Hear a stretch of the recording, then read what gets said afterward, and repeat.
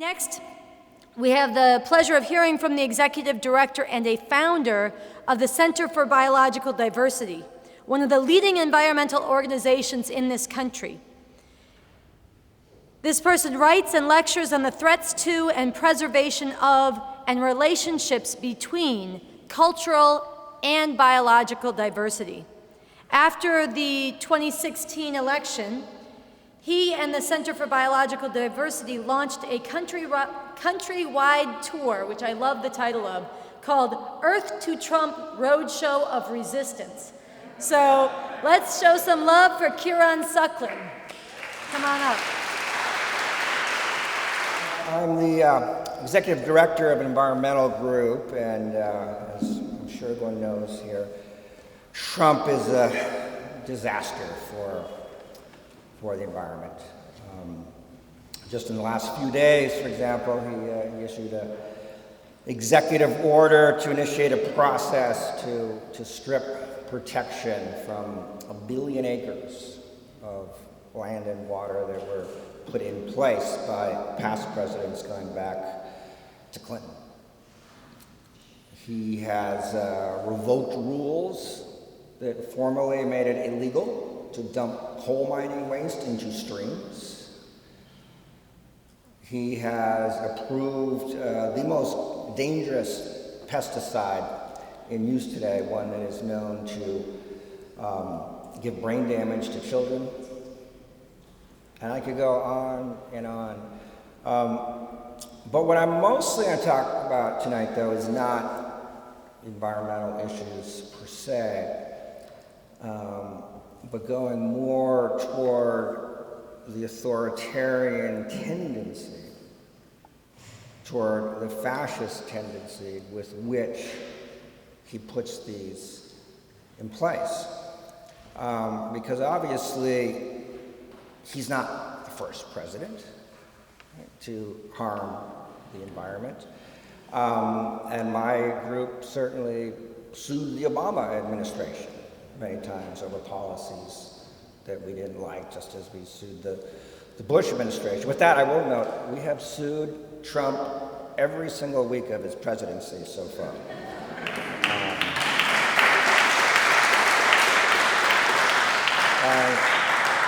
And we will continue to do so, which by my calculation means we need to sue him about another 50 times or so.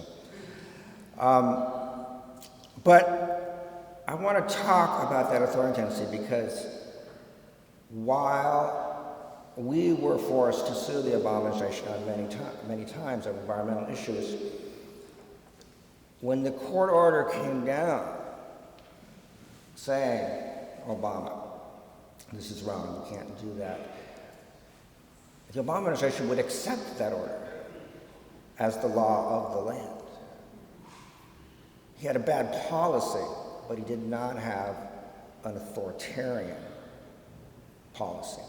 And so we would accept that order, whereas I think what's extraordinarily dangerous about Trump is his refusal to acknowledge the courts. So, stepping back a bit to the question here, fascism, can it happen here? Is it happening here? Yeah, I think it is happening here. I think it can be stopped. I think it will be stopped because there's been an extraordinary resistance rising up with Trump, of people seeing this like I've never seen before in my years of doing this work. I think it will be stopped, but only because of that resistance, which is going to have to keep growing and getting stronger and more insistent every day. But we're seeing a lot of signs, a lot of warning signs, and so I want to talk about some of those. Some I'll just list, and some I'll talk a little bit in more detail. And one is nationalism. If we look back, or even just sideways at current fascist regimes, one of the things you see very consistently is this this nationalist tendency. Doesn't mean all nationalists are fascist, but that is a common denominator to them all. With that nationalism, you see a racism and a marginalization of others consistently across the board. Because in part, I think fascists need enemies to fight at all times. And that brings up another more psychological characteristic, which is this intense sense of victimization. And you see this with Trump throughout his whole history before he even got into politics, this constant sense that he, one of the most richest men in the country, now the president of the most powerful country on earth, is the victim. And you see that constantly with him. That's one of the reasons I like to call him Trump of thin skin. And that is also a characterization. You see it with many, many other fascist, authoritarian leaders. And not just personally, because they're speaking to their base, telling them that they are also the victims. They're the victims of the outsider.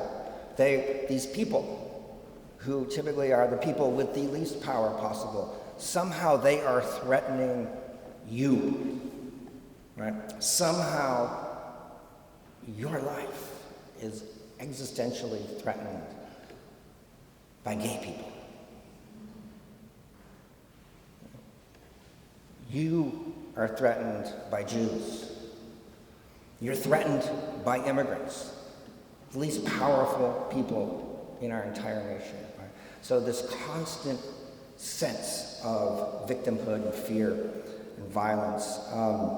And with that, I think, another thing you see is this constant sense of self-aggrandizement with Trump and again with other authoritarian leaders, this need to constantly promote themselves of how great they are. It goes just perfectly with this sense of victimhood.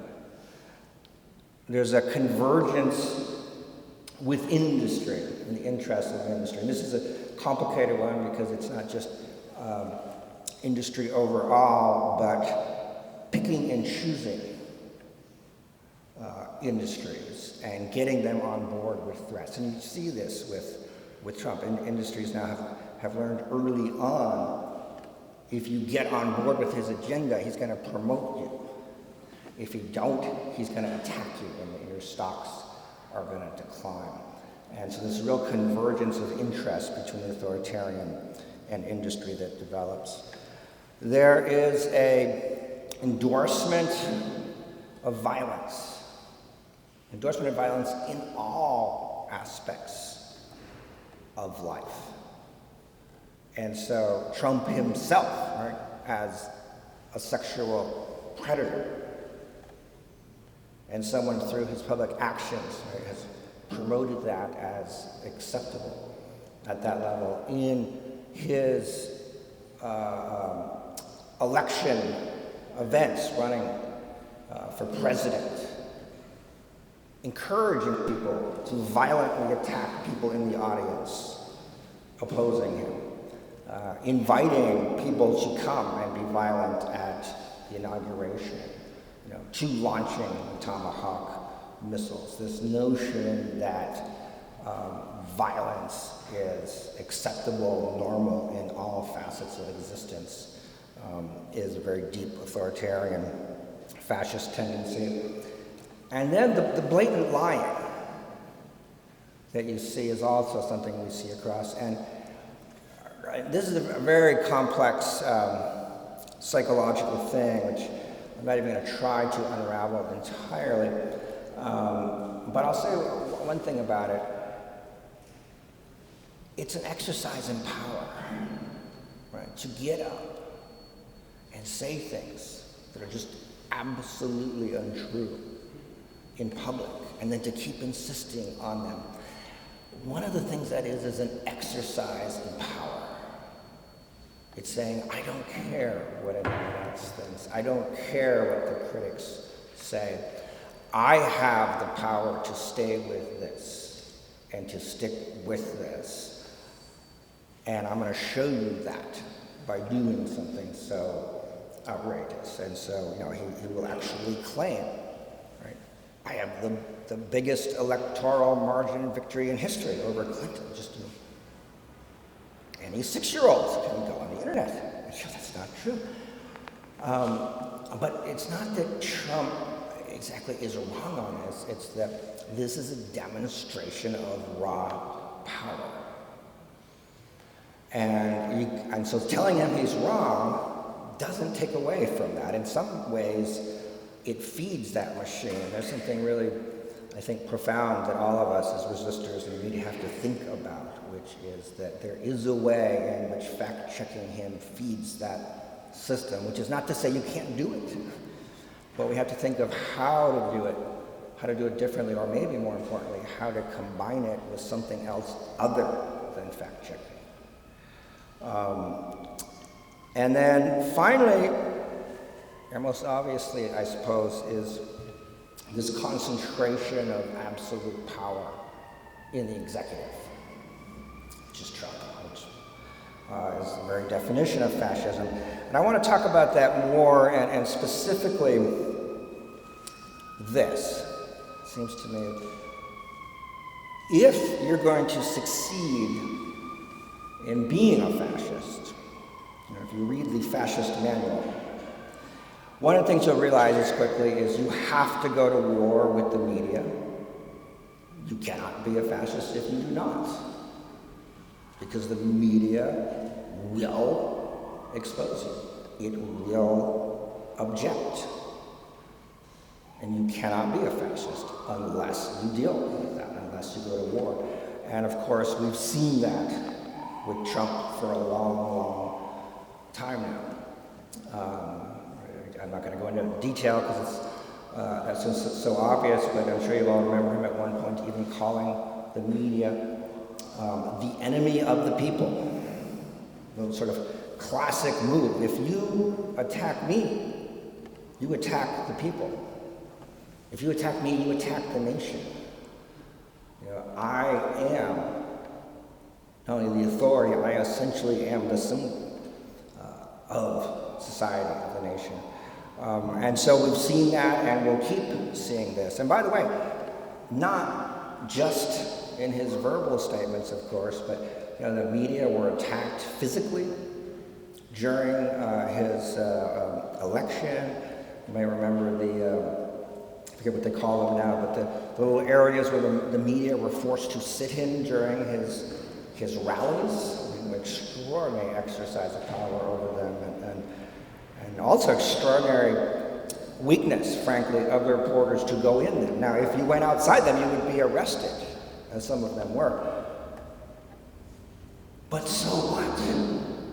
I mean, that's your job at that point, is to get arrested, to refuse that power, to take that hit. Because you know what? You're a member of the media, which means you're probably white and middle class. You're going to survive. They'll put you in jail. They'll take you out. All right? Not that hard to do. And it's your job to put yourself on the line at that moment. And we saw the media fail consistently at that moment. You've got to go to war with science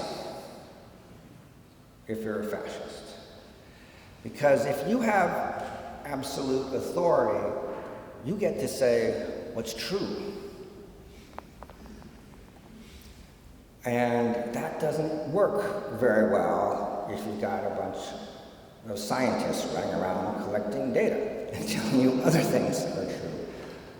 And this is false. And we've seen with Trump just an extraordinary war on science.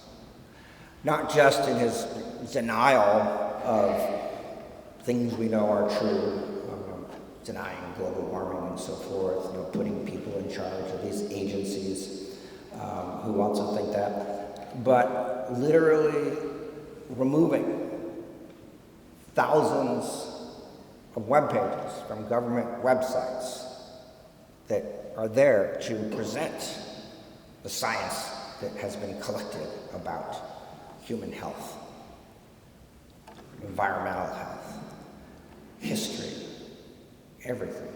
I mean, he is just scrubbing the availability of all this scientific information that our agencies have been collecting for decades, because he doesn't want it out there.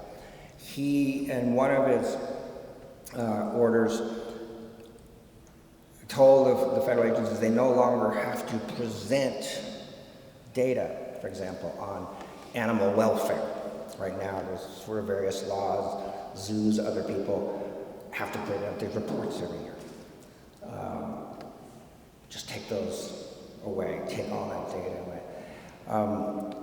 And that's why we had, just recently, this march on science, which was a March for Science, rather, across the country, which, you know, in my 30 years of doing environmental activism, I've never seen scientists go and rally in the streets as scientists.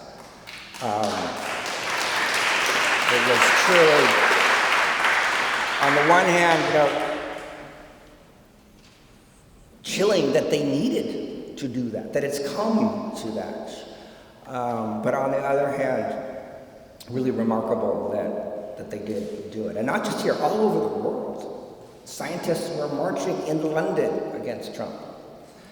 An extraordinary display of resistance. And this is probably the most important one, you have to go to war with the court system. No fascist country in the history of the earth has had a functioning court system.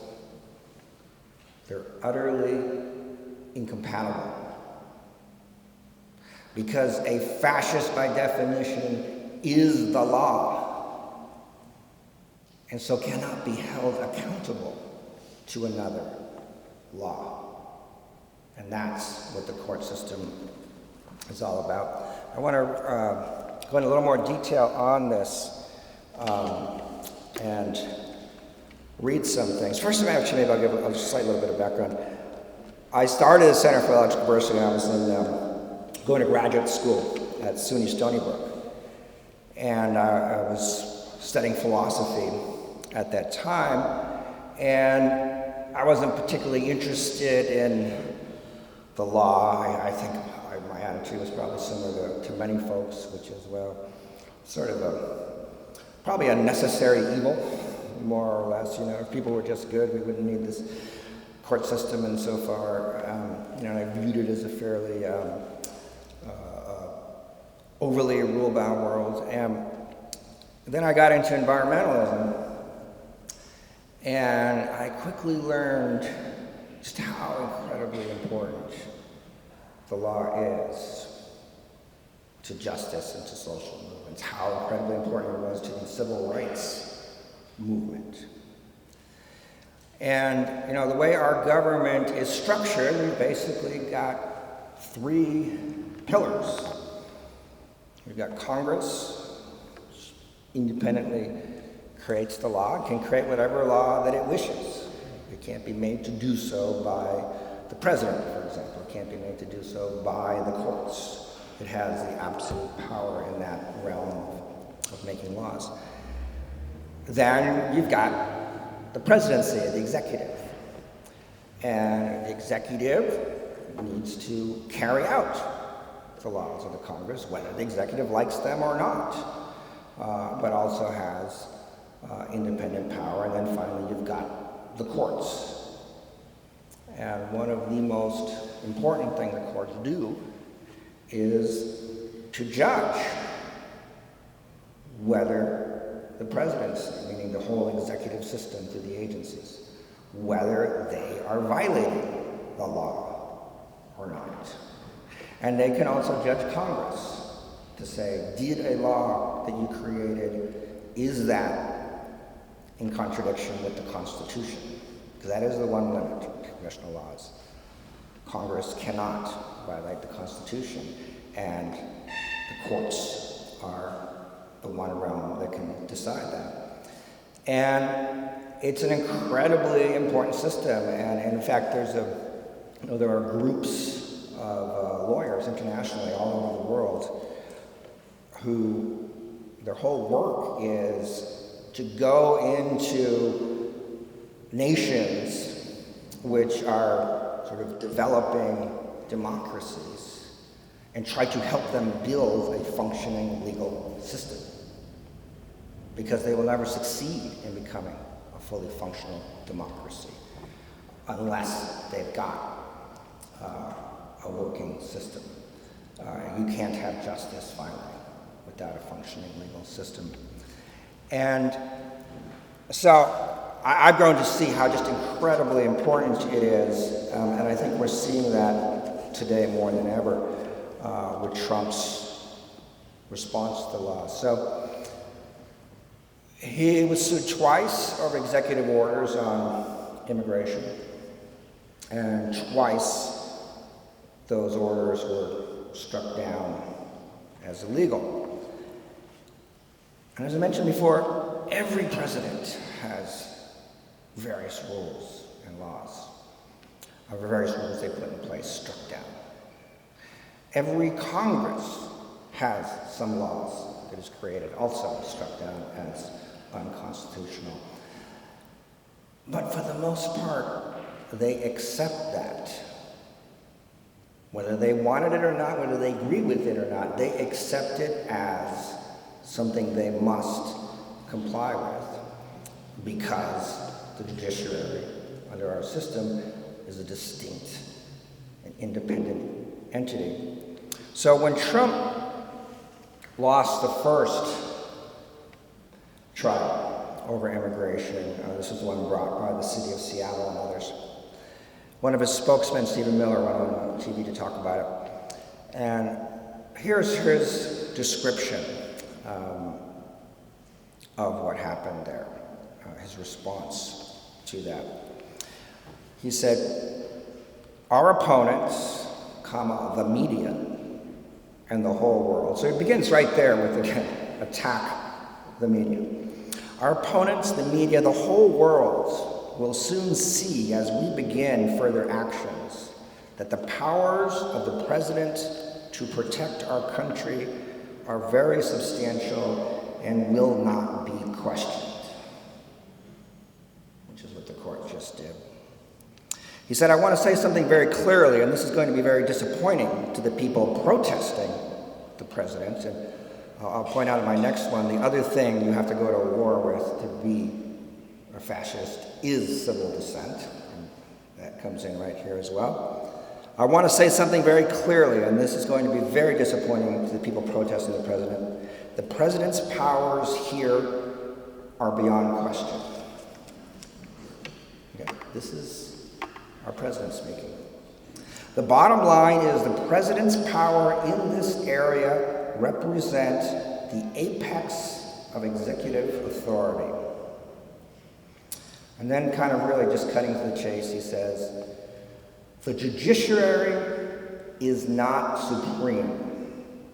There's no such thing as judicial supremacy. Well, we call it the fucking Supreme Court for a reason." Okay? It is supreme. The court system, and especially the Supreme Court, can overturn any policy of the president if it's illegal, can overturn any law if it finds it to be illegal. That's why we call it the Supreme Court. And I myself, in my group, have filed many lawsuits, and I've lost a fair amount of them. I'm not happy about it. And when I lost them, some old growth trees got cut down. Some rivers got polluted because I lost that case. But I have to accept that we lost that in the court. Because if you don't, that's when you get chaos. Because if the court can't answer that finally, there's no other option, right, but guns. And once you go there, it's violence and chaos. And so we all have to accept that. And this is most grating for Trump and for every fascist around the world, right? Every fascist, as they rose to power, was challenged by the courts. And the court said, you're wrong, you can't do that, you don't have that power. And they are very bulwark against it, and so every fascist has gone to war with the courts. And that's what we have seen here. And in fact, the court order that Trump was railing against there in this first case, I want to read just a brief part from it. But first, let's sort of point this out. The issue before the court was whether there could be a court case at all. Because the Trump administration's defense of its immigration order was, this policy is not reviewable by the court system. You cannot judge me at all. I don't have to prove I'm correct, because you have no right to judge me at all. This needs to be bounced out of court. So his very legal argument was against the very power of the court. And this is why the court, in its response, wrote, there's no precedent to support this claim of unreviewability. It runs contrary to the fundamental structure of our constitutional democracy. And that right there is what set Trump off to attack the court system and declare that he has supreme powers. And so we're seeing this war with the courts. It should be a sign to us that will go on. I'm going to cut it short here because I'm sure we're going to have time to talk in the question and answer session, but just listing the last point I wanted to make, you've got to go to war with civil protest. You've got to declare violence against it. Ultimately, you have to make it illegal, and we're seeing this happen at the state level. So with that, I will pass it on to the next speaker.